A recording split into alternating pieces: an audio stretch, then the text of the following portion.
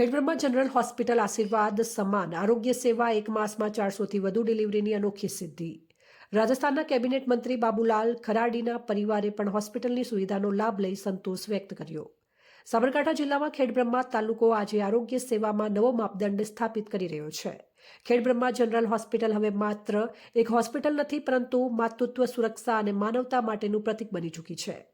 હોસ્પિટલના સુપ્રિન્ટેન્ડન્ટ તથા gynaecologist doctor અશ્વિનભાઈ ગઢવીના દૃઢ નેતૃત્વ હેઠળ અહીં ઉચ્ચ સ્તરીય ગુણવત્તાની સેવા આપવામાં આવી રહી છે.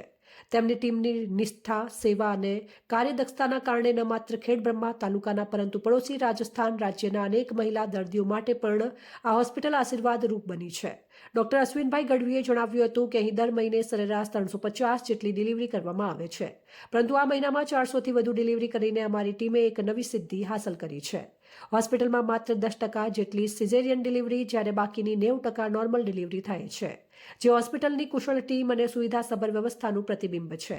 આ હોસ્પિટલની વિશ્વસનીયતા અને કાર્યક્ષમતા એ સ્તરે પહોંચી છે કે રાજસ્થાનના કેબિનેટ મંત્રી બાબુલાલ ખરાડીના પરિવારે પણ અહીંની સેવા લીધી હતી. મંત્રીની પુત્રવધુ સોના કુમારી દેવેન્દ્રકુમાર ખરાડીને ડોક્ટરની ટીમે સફળતાપૂર્વક જોડિયા પુત્રોને જન્મ આપ્યો હતો.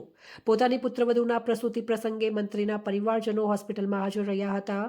અહીં મળતી આરોગ્ય સેવાનો અનુભવ લઈ સંતોષ વ્યક્ત કર્યો હતો.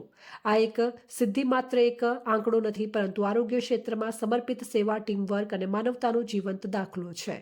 ખેડબ્રહ્મા જનરલ હોસ્પિટલના ડોક્ટર અશ્વિનભાઈ ગઢવી અને સમગ્ર સ્ટાફે જે સમર્પણ સાથે માતૃત્વ સુરક્ષા ક્ષેત્રે સેવા આપી છે, તે આરોગ્ય વિભાગ માટે ગૌરવ અને પ્રેરણાનું પ્રતીક બની રહી છે.